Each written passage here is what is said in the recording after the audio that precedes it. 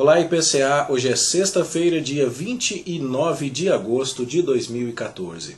Nós estamos juntos há 733 dias lendo a Bíblia e hoje leremos os capítulos 9 e 10 do livro do profeta Ezequiel.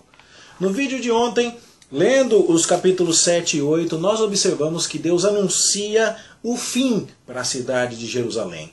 E isso por conta das muitas abominações que se cometem no templo, abominações essas que são vistas por Ezequiel, que é levado em visão até Jerusalém, ele que está lá nas margens do rio Quebar, na Babilônia, é levado em visão até lá, a cidade santa, o lugar onde está a casa de Deus, para verificar que muitos ídolos estão sendo cultuados nas dependências do templo, por mulheres, sacerdotes, anciãos, todo tipo de gente. E isso mostra que Deus é completamente justificado no julgamento que está para trazer ao povo.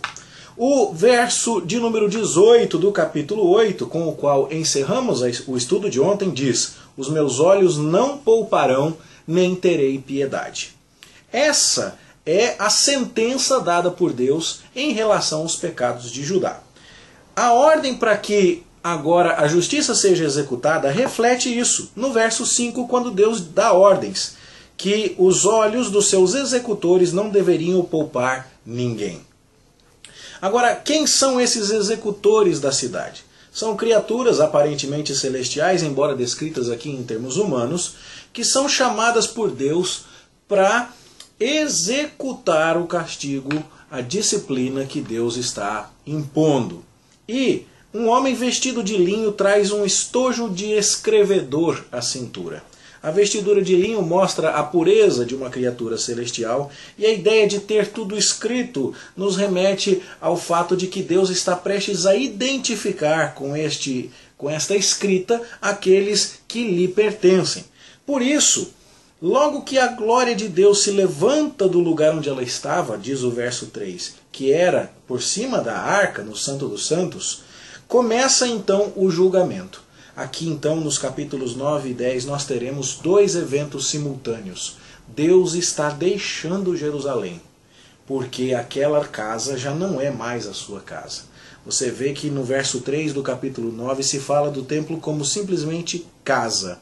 No verso 18 do capítulo 10 se fala do templo como simplesmente casa. E embora seja a casa do Senhor, e essa expressão seja usada em outros lugares, o que está ficando claro aqui é que como o templo foi tão contaminado, como você leu comigo no capítulo 8, no dia de ontem, Deus não vai habitar mais naquele lugar. E ele então está se levantando de cima da Arca da Aliança, de cima daqueles querubins, e está então se colocando à entrada do templo. E o homem vestido de linho, o seu agente santo, aquele que está prestes a comandar a execução da maldade em Jerusalém, ele agora recebe uma ordem de passar pelo meio da cidade e marcar com um sinal na testa os homens que não concordam com aquela idolatria. A ideia de que Deus, no meio do juízo, identifica aqueles que lhe pertencem para não consumir o justo junto com o ímpio, já foi trazida para nós lá em Êxodo 12, quando a casa do judeu era marcada com o sangue do cordeiro na porta. Êxodo 12, a primeira Páscoa, mostra um grande livramento assim. Ela também traz uma ideia lá em Josué capítulo 2, quando Raabe vai ser identificada como uma fita vermelha na sua casa. A muralha cai, mas a casa dela não. E todo mundo em Jericó morre, mas a família dela não. E assim também vai acontecer lá em Apocalipse capítulo 7, quando antes de dar ordem aos seus agentes para que destruam tudo, são marcados na fronte aqueles que pertencem ao Cordeiro. E aqui então nós temos exatamente essa ideia.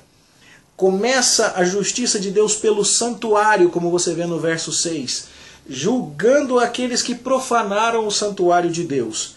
Ideia que já é mencionada lá em Jeremias 25, 29. O juízo começará por ali. Ideia que o apóstolo Pedro ecoa lá na sua primeira carta, no capítulo 4, verso 17, dizendo que o juízo começa sobre aqueles que estão na casa de Deus. Todos nós teremos que prestar conta da nossa vida, e ai de nós se não fizermos aquilo que Deus requer de nós. Bom, assim nós vemos que na sequência a execução do castigo de Deus está prestes a acontecer.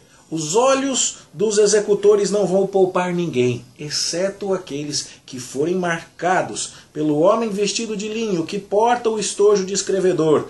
Eles receberão um sinal na testa de que eles se importam com Deus e que eles suspiram, gemem pelas abominações que andam sendo cometidas em Jerusalém. Então, Deus diz, não posso tolerar isso. Ezequiel pergunta a ele no verso 8, Senhor, o Senhor vai destruir tudo? Vai destruir todo o que sobrou, todo o restante de Israel? E Deus lhe responde no verso 9, a iniquidade da casa de Israel e de Judá é muito grande. Eles dizem que eu abandonei a terra, que eu não estou vendo isso que está acontecendo. Pelo fato de alguns, como Ezequiel, terem ido ao cativeiro, os que ficaram acharam que o Senhor não era um Deus tão importante assim. Por isso profanaram sua casa. E isso já tinha sido mencionado lá no capítulo 8, no verso 12, quando as autoridades estavam queimando incenso a deuses, a répteis, a animais abomináveis, e diziam, não, Deus não está vendo, Deus não está se importando.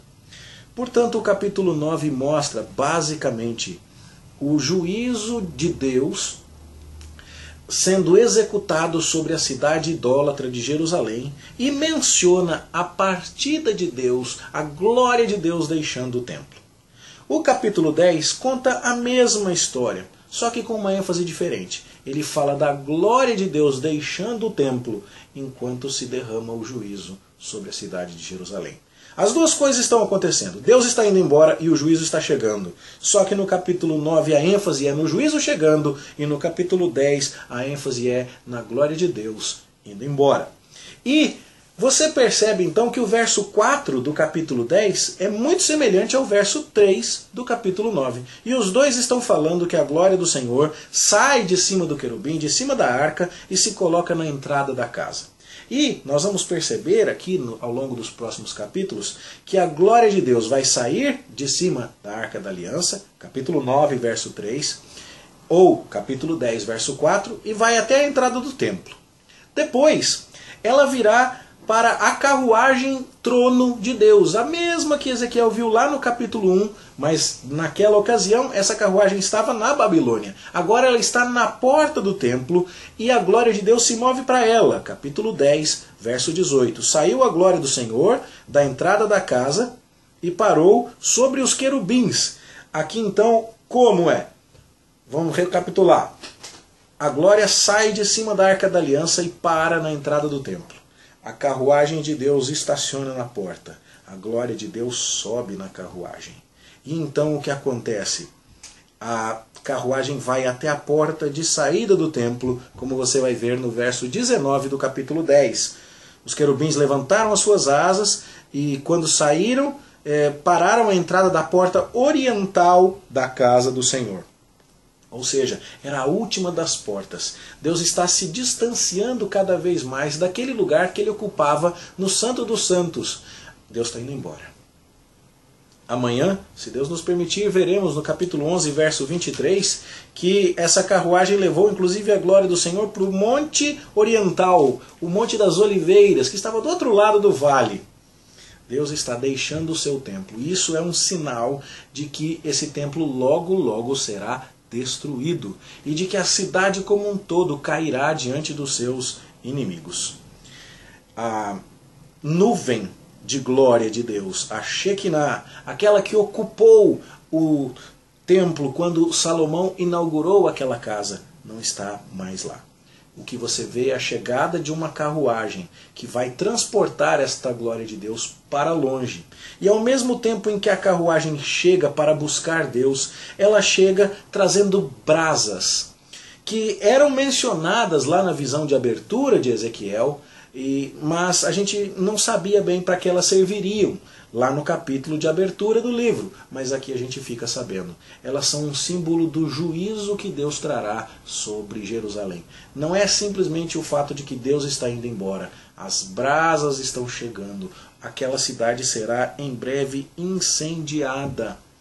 E então você verá que Deus destruirá aquele lugar que profanou o seu onde o seu santuário foi profanado. Ele vai punir o povo que profanou o seu nome, que vilipendiou a sua glória. Há algumas pequenas diferenças na descrição desta carruagem entre aquilo que se disse sobre ela lá no capítulo 1 e aquilo que se diz sobre ela aqui no capítulo 10. Atribuímos muito disso ao susto de Ezequiel no capítulo 1.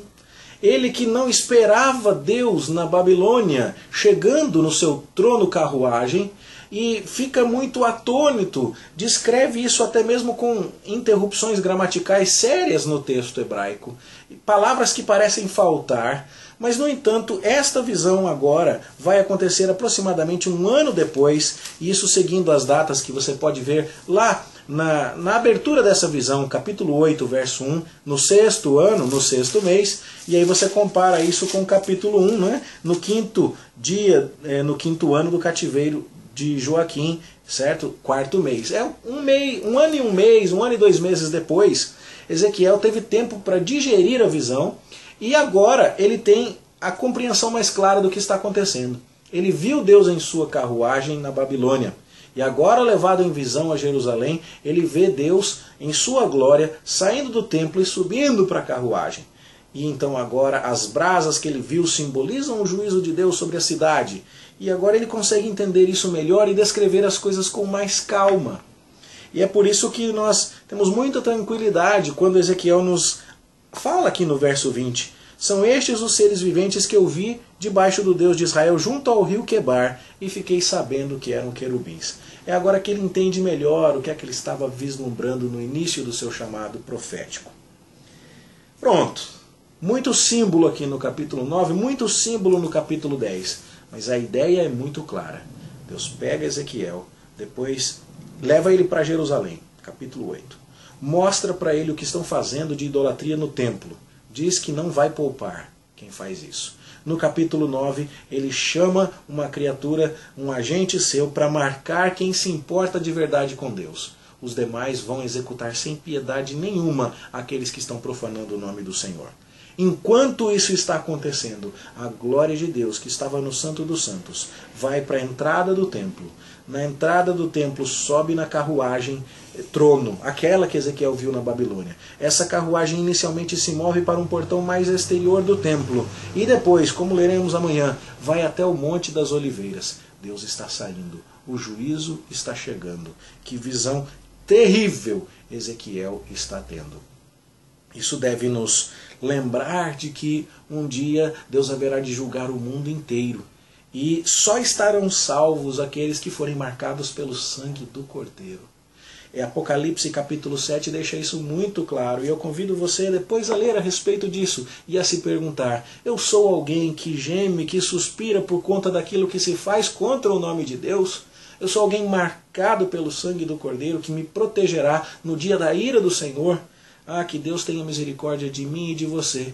E que, embora fiquemos atônitos diante da visão da glória do Senhor, como Ezequiel, e caímos prostrados, poderemos fazer isso na esperança de que somos marcados pelo sangue de Cristo, que seremos preservados e que haveremos de habitar na nova Jerusalém, para a qual a glória do Senhor haverá, na qual a glória do Senhor haverá de estar sempre presente. Eu espero então que esta leitura o abençoe na compreensão desses capítulos, que essas verdades sejam edificantes para a sua vida, e amanhã, se Deus nos permitir, a gente prossegue lendo o capítulo 11. Bom estudo, boa leitura para você, e até lá, se Deus quiser.